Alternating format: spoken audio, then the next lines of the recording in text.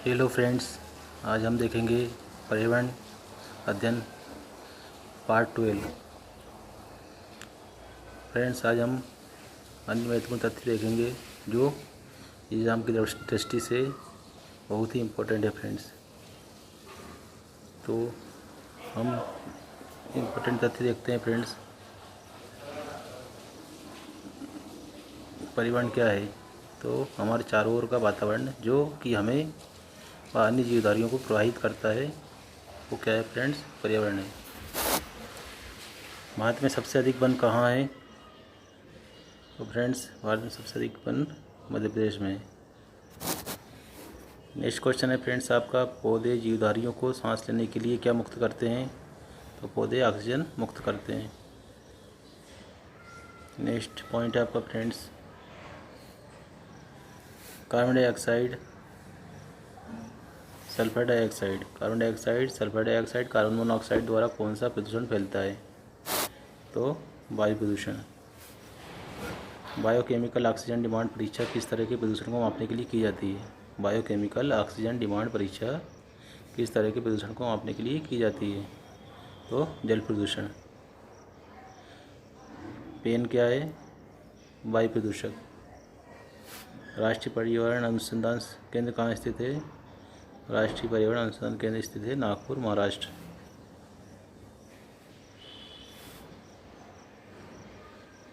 वायुमंडल में ओजोन परत हमारी रक्षा कैसे करती है? तो सूर्य से आने वाली पराबैंगनी किरणों से हमारी रक्षा करती है ओजोन परत। वायुमंडल में कौन सी गैस सबसे ज़्यादा पाई जाती है? तो वायुमंडल में सबसे ज़्यादा जो गैस का परसेंट है किसका है फ्रेंड्स? 78% क्या है? नाइट्रोजन। आकाश नीला क्यों दिखाई देता है? विकिरण के कारण।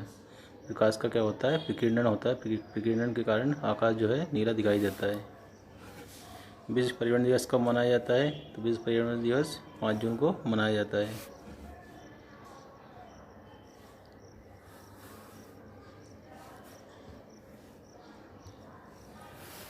ग्रीन हाउस प्रभाव से पृथ्वी का तापमान बढ़ता है या घटता है?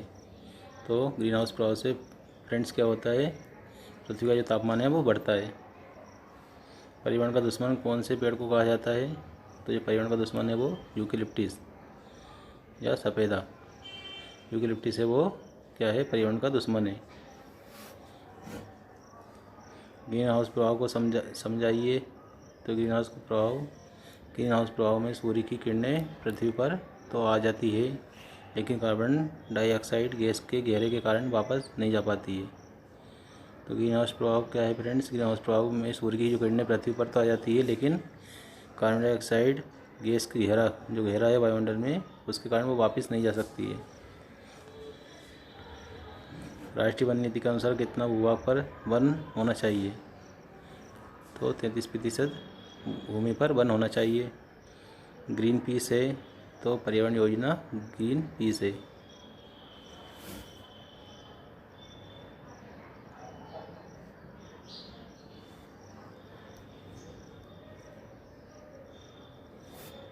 नेक्स्ट पॉइंट है आपका, चिपको आंदोलन के पीछे मुख्य उद्देश्य को समझाइए। तो वनों की सुरक्षा के लिए चिपको आंदोलन चलाया गया था उत्तराखंड के चमोली में। भारत सरकार ने केंद्र में पर्यावरण विभाग की स्थापना कब की थी? तो भारत सरकार ने केंद्र में पर्यावरण विभाग की स्थापना 1980 में की थी। संयुक्त राष्ट्र पर्यावरण कार्यक्रम का मुख्यालय किस देश में है? Nairobi, Kenya. फोटोकॉपी मशीन में किस तरह की गैस उत्पादित होती है? तो फोटोकॉपी की जो मशीन है उससे कौन सी गैस निकलती है फ्रेंड्स? ओजोन। विश्व वन्यजीव कोष के प्रतीक के रूप में किस पशु को लिया गया है? जो विश्व वन्यजीव कोष है उस कोष में प्रतीक के रूप में कौन से जानवर को लिया गया है, कौन से पशु को लिया गया है? पांडा को।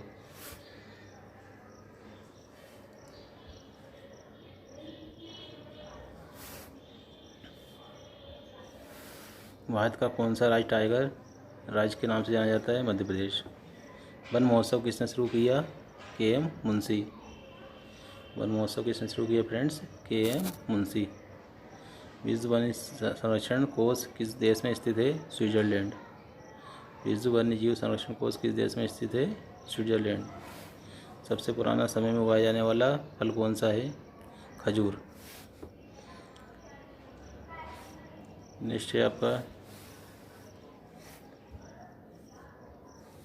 सफोकेशन से आप क्या समझते हैं? ऑक्सीजन की कमी का जीवों पर प्रभाव।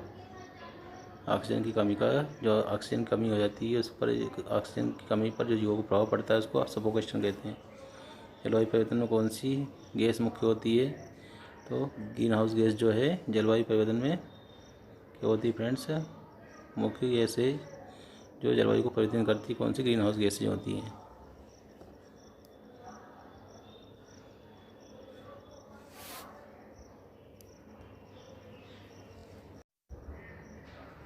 सबसे ज़्यादा ओजोन क्षयकारी गैस है। तो फ्रेंड्स जो ओजोन का क्षरण कर रही है वो कौन सी गैस कर रही है? क्लोरोफ्लोरोकार्बन, जिसको हम CFC कहते हैं।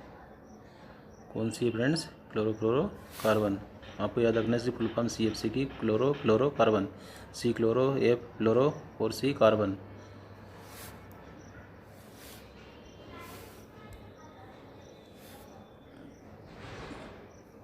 क्लोरोफ्लोरोकार्बन संयुक्त रूप से है। तो फ्रेंड्स क्लोरो मतलब क्लोरीन और फ्लोरो मतलब फ्लोरीन। यहाँ पर क्या आएगा फ्रेंड्स? फ्लोरीन। और कार्बन C क्लोरोफ्लोरोकार्बन, कार्बन मतलब C मतलब कार्बन, क्लोरोफ्लोरोकार्बन मतलब कौन कौन सी गैस है इसमें? क्लोरीन, फ्लोरीन और कार्बन। भूतल पर CFC का प्रयोग किस लिए होता है? तो हम जो क्लोरोफ्लोरोकार्बन जो गैस है, क्लोरोफ्लोरोकार्बन जो है उसका उपयोग कहाँ करते हैं फ्रेंड्स? स्प्रेकन डिस्पेंसर में, वातानुकूलकों में, मतलब जो हमारे AC है, रेफ्रिजरेटर जो फ्रिज है, हेयर स्प्रे में, शेविंग क्रीम में, विविध सौंदर्य प्रसाधनों में क्लोरोफ्लोरोकार्बन का उपयोग किया जाता है। ग्रीन हाउस प्रभाव का परिणाम क्या है? ग्रीन हाउस प्रभाव के कारण क्या हो रहा है फ्रेंड्स? ग्लेशियर पिघल रहे हैं, मतलब जो उत्तरी दक्षिणी ध्रुव पर जो बर्फ़ है वो पिघल रही है, जिससे जलस्तर बढ़ रहा है समुद्र का। भारत में वृक्षों का आदमी किसे कहते हैं? तो सुंदरलाल बहुगुणा को वृक्षों का आदमी कहा जाता है, क्योंकि उन्होंने वनों को कटाव से रोकने के लिए आंदोलन चलाया था। सबसे ज़्यादा जैव विविधता कहाँ पाई जाती है? तो ट्रॉपिकल रेन फॉरेस्ट में सबसे ज़्यादा जैव विविधता पाई जाती है।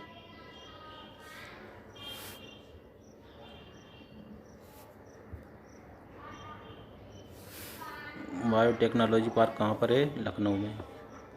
पृथ्वी दिवस किस दिन होता है? 22 अप्रैल को। भविष्य का ईंधन किसे कहते हैं? हाइड्रोजन। भविष्य का ईंधन क्या है? हाइड्रोजन। पर्यावरण का रक्षा कवच है ओजोन परत। पर्यावरण का रक्षा कवच क्या है? ओजोन परत।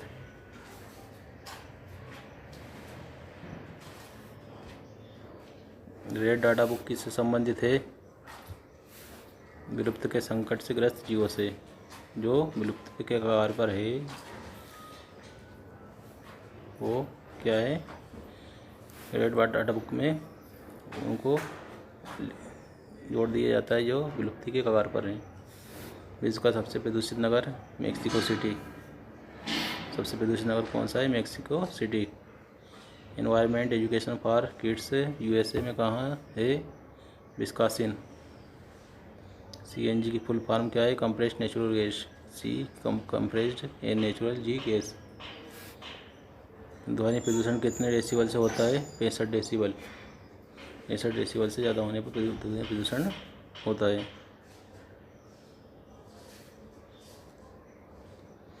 ताजमहल के पीले पड़ने तथा क्षरण होने का मुख्य कारण क्या है फ्रेंड्स? अम्ल वर्षा।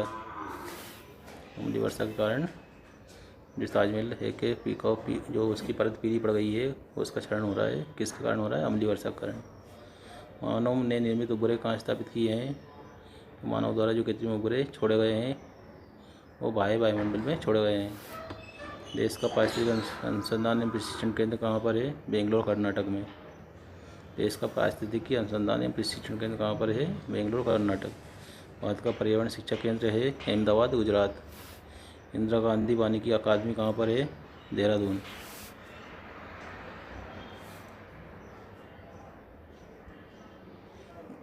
विश्व वानिकी दिवस कब है? 21 मार्च। भारतीय वन सर्वेक्षण का मुख्यालय कहाँ है? देहरादून में। भारतीय वन प्रबंधन संस्थान कहाँ पर है? भोपाल में। भारत में कुल क्षेत्रफल का कितना प्रतिशत भूभाग पर सूख बोया गया क्षेत्र है? भारत में कुल क्षेत्रफल का कितने प्रतिशत भाग पर शुद्ध बोया गया क्षेत्रफल है फ्रेंड्स 43%। भारत की कृषि सबसे ज़्यादा किस पर निर्भर है? वर्षा पर।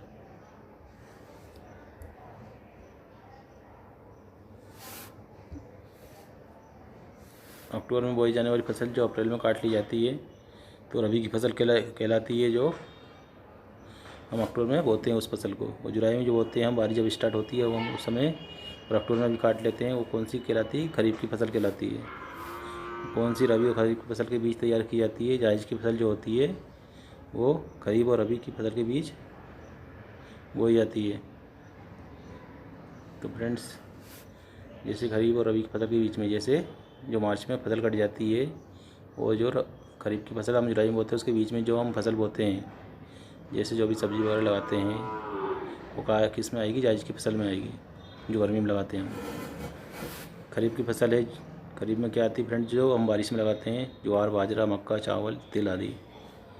और रबी की फसल फ्रेंड्स जो हम बारिश के बाद जो बोते हैं वो रबी फसल कहलाती है, बारिश निकल जाने के बाद। गेहूँ, चना, जौ, मटर, सरसों, आलू आदि। जायज़ की फसल है तो फ्रेंड्स जो हम गर्मी में बोते हैं वो जायज़ की फसल कहलाती है। खरबूजा, ककड़ी, खीरा आदि ये हम गर्मी में लगाते हैं, सब्जी लगाते हैं उस समय हम। नकदी की फसल है चावल। फ्रेंड्स, जो नकदी फसल होती है जो सीधे खेत से हम बाज़ार में बेच सकते हैं, जैसे गन्ना हुआ, वो भी नकदी फसल में आता है। चावल भी सीधा बिकता है। किस क्षेत्र को चावल का कटोरा कहा जाता है? कृष्णा और गोदावरी के क्षेत्र को चावल का कटोरा कहा जाता है। भारत का सबसे ज़्यादा खाद्यान्न उत्पन्न करने वाला राज्य कौन सा है? तो उत्तर प्रदेश में सबसे ज़्यादा खाद्यान्न उत्पन्न होता है। खाद्यान्न मतलब जो गेहूँ वगैरह, जो खाने की चीज़ें, मतलब गेहूँ और चावल।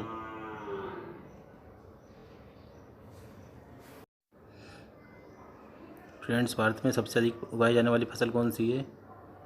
तो जो धान है वो सबसे ज़्यादा उगाई जाने वाली फसल है। हरित क्रांति का जनक किसे माना जाता है?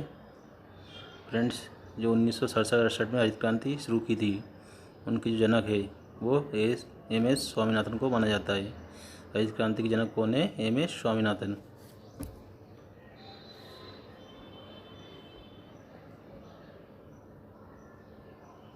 हरित क्रांति का मुख्य उद्देश्य क्या है फ्रेंड्स? हरित क्रांति का मुख्य उद्देश्य जो है खाद्यान्न उत्पादन में आत्मनिर्भरता लाना। मतलब जो खाद्यान्न है, जो गेहूँ और चावल वगैरह जो भी हैं, उसमें हमारा भारत आत्मनिर्भर बनाने के लिए हमारे भारत को हरित क्रांति लाई गई थी। हरित क्रांति कौन सी फसल पर सबसे ज़्यादा उपयोगी रही है? गेहूँ व चावल पर। भारत का धान्य भंडार किस राज्य को कहा जाता है? पंजाब को। सब्जी उत्पादन में भारत कौन से स्थान पर आता है? द्वितीय स्थान पर। नीली क्रांति किससे संबंधित है? मत्स्य उद्योग से। फ्रेंड्स, इसके प्रत्येक पॉइंट वेरी वेरी इंपॉर्टेंट है फ्रेंड्स, इसमें कोई इंपॉर्टेंट लगाने की आवश्यकता नहीं है, क्योंकि सभी वेरी इंपॉर्टेंट टॉपिक है फ्रेंड्स। इन बिंदुओं को आपको अच्छे से याद कर लेना है, सभी को, सभी जो बिंदु मैं इस वीडियो में दे रहा हूँ।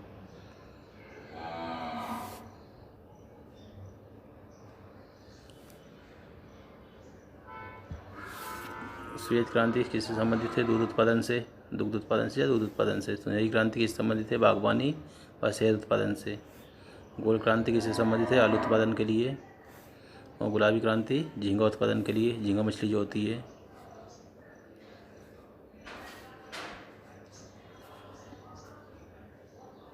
भारत में कुल जनसंख्या का कितना प्रतिशत भाग कृषि से लगा हुआ है? 64.5% भूमि पर कृषि की जाती है। नीलगिरी की पहाड़ी में कौन सी फसल उगाई जाती है? काफ़ी। तो फ्रेंड्स, आपका पॉइंट था भारत में कुल जनसंख्या कितना भाग, मतलब कुल जनसंख्या, जो हमारे देश की जनसंख्या है उसका कितना भाग कृषि से लगा हुआ है, कृषि कार्य करता है। 64.5% लोग कृषि से जुड़े हुए हैं। नीलगिरी के पहाड़ी में कौन सी फसल उगाई जाती है? तो काफ़ी उगाई जाती है नीलगिरी की पहाड़ी में। राष्ट्रीय रसदार फल अनुसंधान किस शहर में है? नागपुर में। राष्ट्रीय रसदार फल अनुसंधान किस संस्थान जो कहाँ का पर है फ्रेंड्स? नागपुर में। अंगूरों की खेती के लिए कौन सा शहर मशहूर है? नासिक।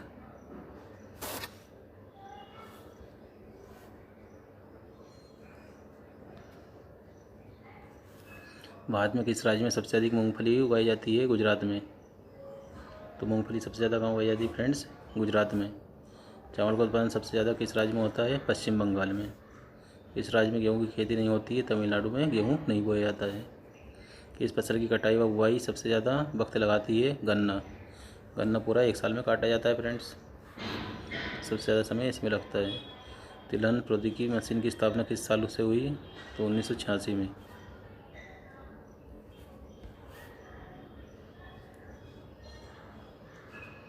भारत उर्वरक उत्पादन में विश्व में कौन सा स्थान है? तीसरा। जो उर्वरक बनाता है, जो खाद बनाता है, जो रासायनिक, वो तीसरे नंबर पे भारत का स्थान आता है। वर्तमान में भारत का सकल घरेलू उत्पाद में कृषि व श्रम क्षेत्र का योगदान है। कृषि और उससे जो जुड़े हुए क्षेत्र है उसका योगदान कितना है? 13.67%। GDP में इसका इतना योगदान है। मूंगफली के दाने का औसत होता है। मूंगफली में दाने का जो औसत होता है फ्रेंड्स 70% दाने निकलते हैं। 30% छिलके रहते हैं और 70% दाने रहते हैं। केंद्रीय शुष्क भूमि खेती अनुसंधान संस्थान किस शहर में स्थित है? हैदराबाद। मक्का की खेती कब की जाती है? खरीफ के मौसम में, मतलब बारिश में बोई जाती है इसको। दूध उत्पादन में श्वेत क्रांति कौन लाया है? दूध के उत्पादन में कौन लाया friends? Doctor Verghese Kurien. Very important friends. बाकी इंपॉर्टेंट फ्रेंड्स सभी है, आपको अच्छे से सभी जो पॉइंट है अच्छे से रट लेना है। जो आज के वीडियो में जो सभी पॉइंट है वो अच्छे से रट लेना, क्योंकि वेरी इंपॉर्टेंट टॉपिक और जो बिंदु हैं इसमें। तो फ्रेंड्स जैसे स्वामीनाथन ने बताया था हमने, वो काय के थे? हरित क्रांति के जनक थे। और ये दूध क्रांति के जनक कौन है, कौन लाए थे? डॉक्टर वर्गीज कुरियन। तो ये अच्छे से आपको पता होना चाहिए। दूध उत्पादन में भारत का स्थान कौन सा है फ्रेंड्स? दूध उत्पादन में प्रथम स्थान है। भारत में सर्वोत्तम चाय कहाँ पैदा की जाती है? दार्जिलिंग में। किस फसल के लिए पानी की अधिकता आवश्यक है? चाय के लिए पानी की अधिकता आवश्यक है। चाय के लिए पानी ज़्यादा चाहिए रहता है। काजू का सबसे बड़ा उत्पादक राज्य कौन सा है? केरल। केरल में क्या होती? काजू होती है फ्रेंड्स। रेशे वाली फसलें हैं कपास, जूट और सन। इनसे क्या निकलता है? रेशा निकलता है।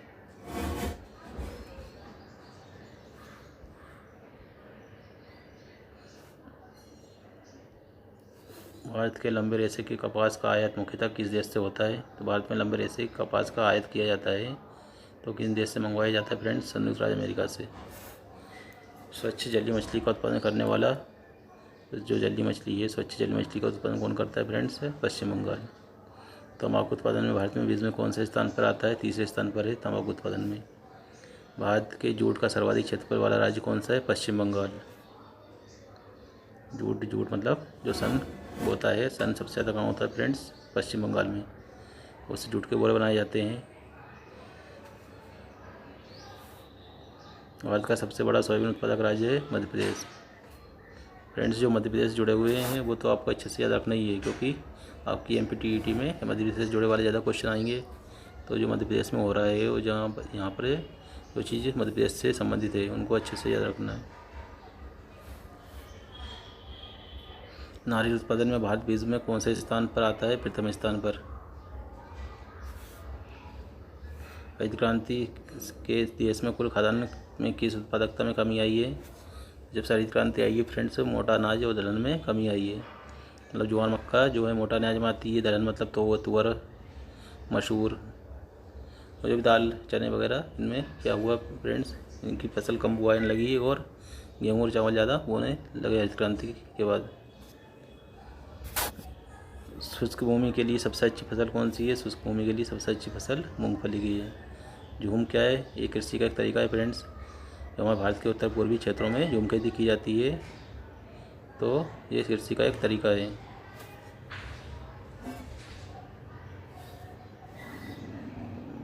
जूट की खेती बड़े पैमाने पर किस नदी क्षेत्र में की जाती है? तो फ्रेंड्स जो पश्चिम बंगाल में हुगली नदी है, हुगली नदी के क्षेत्र में जूट की खेती की जाती है। जूट मतलब सन। सबसे ज़्यादा केसर कहाँ होता है? कश्मीर में।